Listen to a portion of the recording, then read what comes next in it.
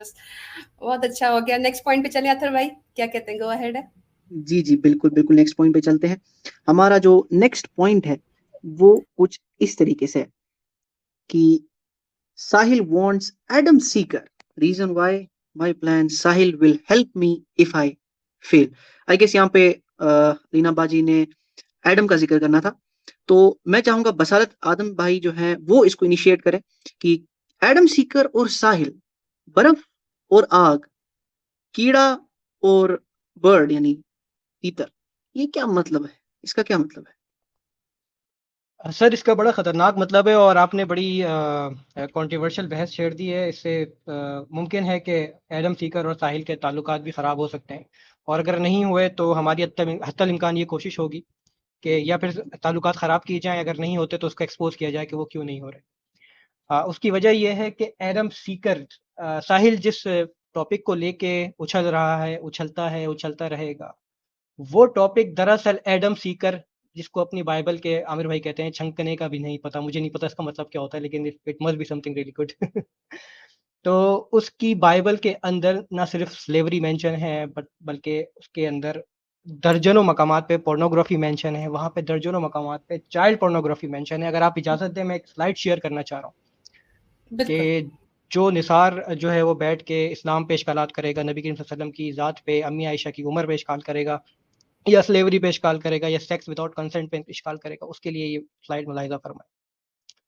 इसको जरा मैं बड़ा कर रहा हूँ। ये है book of Numbers chapter 31 verse number 18, यानी कि गिनती की किताब कहलाती है ये बाइबल की। तौरात, तहरीफ शुदा तौरात तो उसकी चौथी किताब है। इसके अंदर ये आयत है अबरानी ज़बान में, जो लिखा हुआ है वो ये लिखा हुआ है, वखुल हताफ बिन नशीम हेशे लदुए मिशाख ज़खर आहायू लखैम। यानी कि ना सिर्फ तुम इन तमाम लड़कियों को, ये जंग की बात हो रही है, ना सिर्फ तुम इन तमाम लड़कियों को अपने लिए जिंदा रहने दो जिनका किसी मर्द के साथ जो है वो जिनसी ताल्लुक नहीं है। ये एक जंग का बेसिकली एक पैटर्न है, जिसके अंदर हज़रत मूसा अलैहि सलाम ने एक कौम के ऊपर अपने अफ़वाज को जो हमला करने का मौका हमला करने की इजाज़त दी। फिर वहाँ के लोग आए, उन्होंने बच्चों को और औरतों को जो है वो छोड़ दिया, बाकी उनके मर्दों को कत्ल कर दिया गया। तो हज़रत मूसा अलैहि सलाम ने उनको हुक्म दिया कि तुमने औरतों और बच्चों को क्यों जो है वो कत्ल नहीं किया। हज़रत मूसा अलैहि सलाम बकौल बुक ऑफ नंबर्स के गुस्सा हो गए कि यार ये क्या तुमने, मतलब सिर्फ मर्दों को मारा है, औरतों को नहीं मारा, बच्चों को नहीं मारा, जेनोसाइड चल रही है। ठीक है, ये वही बाइबल है जिसका रिप्रेजेंटेटिव है आदम सीकर, जो बैठता है साहिल निसार के साथ। हजरत मूसा अलैहि सलाम ने हुक्म दिया, जाओ और उन तमाम औरतों को और बच्चों को और मर्द जो बाकी हैं पीछे, उनको कत्ल कर दो। बांदी और गुलाम नहीं बनाओ। हाँ, बांदी बनाना है तो किसको?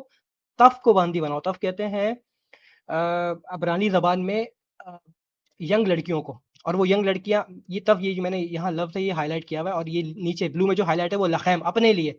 अपने लिए क्यों? अपने लिए ये नेक्स्ट इसके अंदर आ जाए वेरियस ट्रांसलेशन।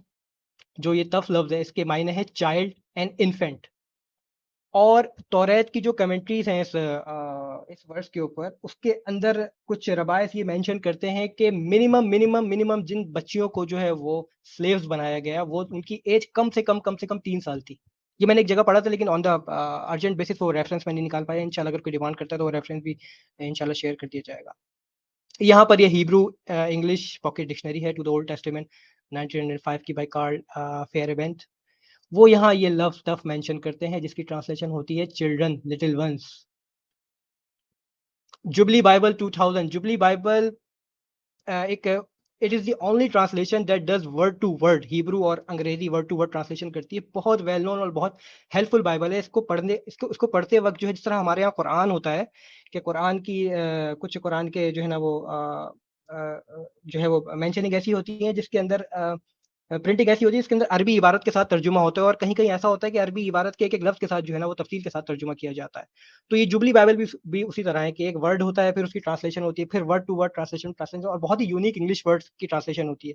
एग्जैक्टली जो वहाँ मेंशन है उसके अंदर लिखा हुआ है यहाँ पे 18 वर्ड्स के बारे में। But all the female children that have not known by a man by lying with him, keep alive for yourself।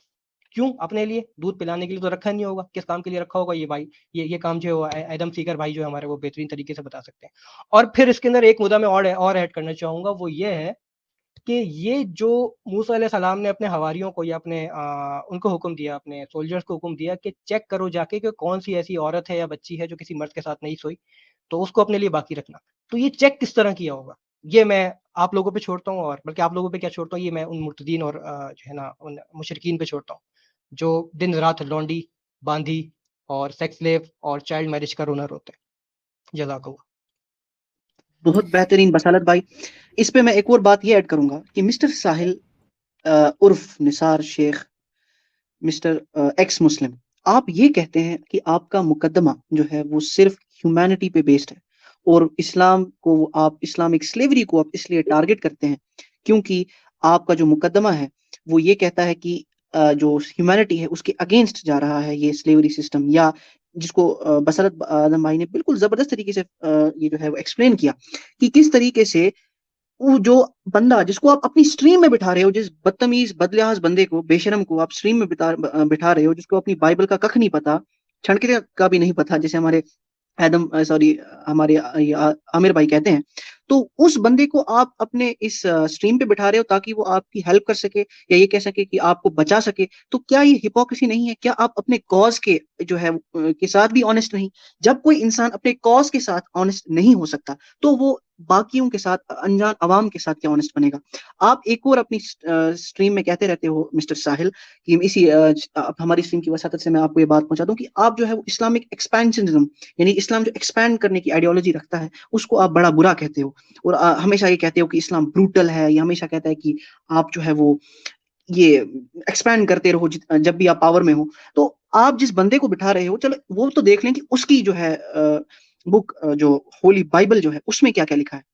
जो ये सामने मैंने पेश की है, एक ये स्क्रीनशॉट है ल्यूक 19:27 का।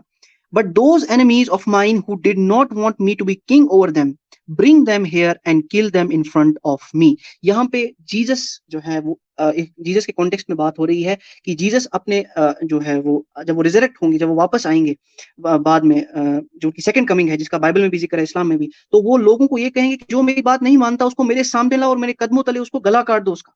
तो ये है आपकी जो हिपोक्रेसी क्लियरली दिख रही है। उसी तरीके से जब हम आगे चलते हैं, ये हमें जो है बाइबल के चैप्टर 15 वर्स 24 में मिलता है। बुक 15 चैप्टर 24 में न्यू इंटरनेशनल वर्जन है। Then the end will come when he hands over the kingdom to God the Father after he has destroyed all dominion, authority and power. यहाँ पे आप कितने जबरदस्त तरीके से आप जो इस्लाम को जो है वो टारगेट करते हैं। यहाँ पे आप ये देख लें कि जीसस किस तरीके से जब वो आएंगे और वो तमाम अथॉरिटीज, तमाम पावर्स, तमाम कंट्रीज, किंगडम्स को फतह करेंगे और अपने गॉड यानी अपने फादर, अपने खुदा को जो है वो सबमिट कर देंगे। तो क्या ये दोगलापन नहीं निसार शेख? जी बसलत भाई आप। मैं कहना चाहूंगा ये बसालत भाई और अतर भाई। जी जी जी जी जी जी बसालत भाई बात करिए आप। मैं इसके अंदर एक चीज ऐड करूंगा, ये इन्होंने, क्योंकि बहुत इंपॉर्टेंट बात है। अतर भाई आपने पॉइंट बहुत स्ट्रांग रखे, लेकिन ये लूक चैप्टर 19 और वर्स 27 जो आपने रखा है, इसके अंदर अगर आप इसका कॉन्टेक्स्ट गो थ्रू करें तो ये बात जो है वो बेसिकली टैक्स कलेक्शन के बारे में, सॉरी ये बात हो रही है पेरिबल ऑफ 10 मीनास के बारे में।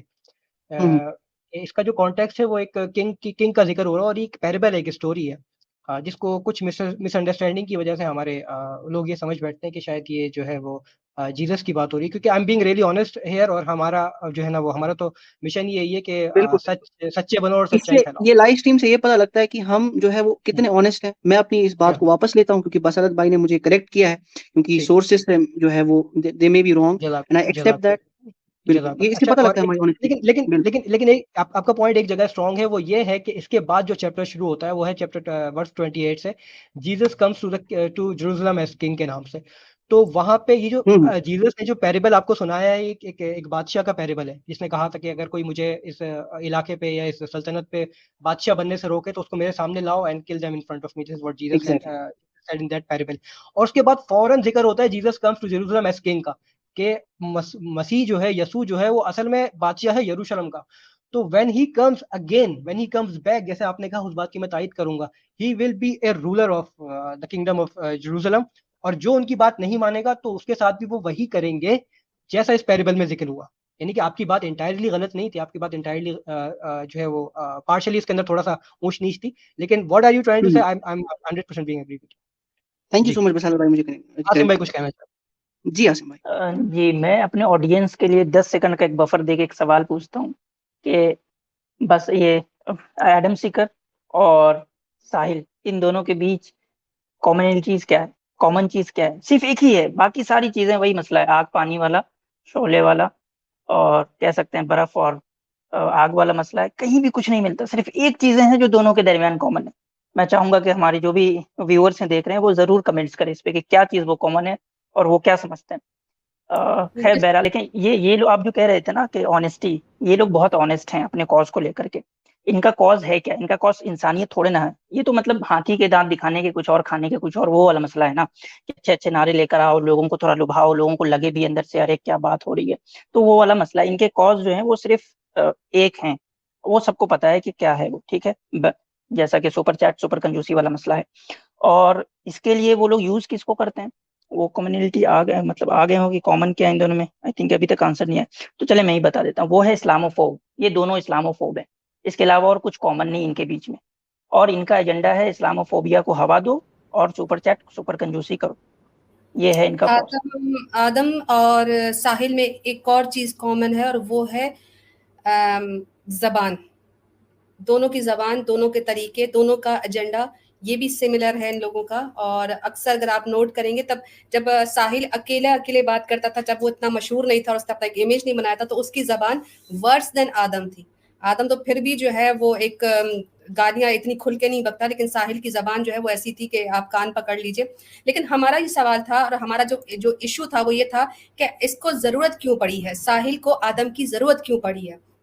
तो अगर आप नोट करेंगे कि जहां पर ये इसको फील होता कि कैसर भाई जो है वो अपनी बात में सही है, और जो अल्टीमेटली होना भी यही था, और अल्लाह करे ये डिबेट हो और ये मुंह की खाएं, और इस पे इसने साइड में अपना एक साइड किक, हमारे जैसे कहते हैं ना वो जो साइड वाली डांसर्स होती है हॉलीवुड और बॉलीवुड में रखी भी होती हैं, जो कोने में बैठकर नाच रही होती हैं, ये उसने आदम सीकर को वैसा बनाया हुआ था कि थोड़ी देर के लिए ऑडियंस को डिस्ट्रैक्ट करने के लिए, कैसर भाई को उसके उनके मुद्दे से हटाने के लिए, उस पॉइंट को खत्म करने के लिए, आदम सीकर जैसे हमेशा करता है, जोर जोर से चीखता, इतनी कोई बदतमीजी करता कि या तो हमारे कैसर भाई कहते कि भाई मैं आपसे डिबेट नहीं कर सकता, ये ऐसी जबान इस्तेमाल कर रहा है, और फिर ये बाद में बैठ के बंदरों की तरह चीखते कि देखा इनका बंदा भाग गया, देखा इनका बंदा भाग गया। मैं आपको बता रही हूँ इनकी मेंटालिटी है, और ये बैकअप प्लान था आदम सीकर को रखना। लेकिन सॉरी अब अमीना हमारा बाजी, मैं आपको इंटरप्ट कर रहा हूँ, बट इस बात का लाइव जो है वो ऐलान करना इंपॉर्टेंट है। किसी ब्लैकमेल जो भाई हैं हमारे, उनने कहा कि सैम स्टोलन भाई को ऐड कर लें अपनी एंटी मुर्तद टीम में। तो ये मैं आप सबको बता दूं कि वो ऑलरेडी हमारे साथ जुड़ चुके हैं, अल्हम्दुलिल्लाह उनके साथ हमारा राब्ता बन चुका है, और इंशाल्लाह आप उनको हमारी आने वाली सारी स्ट्रीम्स में देखेंगे जी इंशाल्लाह। हमने लिंक भी दिया हुआ है, और इंशाल्लाह हमें सैम स्टॉलन भाई अगर चाहें तो ज्वाइन कर सकते हैं टीम में। हमारे लिंक दे दिया गया है, ओपन है सबके लिए, हमारे टीम मेंबर्स के लिए। लाइव क्वेश्चन आंसर इंशाल्लाह किसी और दिन ले लेंगे, लाइव कॉलर्स के साथ हम कहीं किसी और दिन बात कर लेंगे। आज जरा हम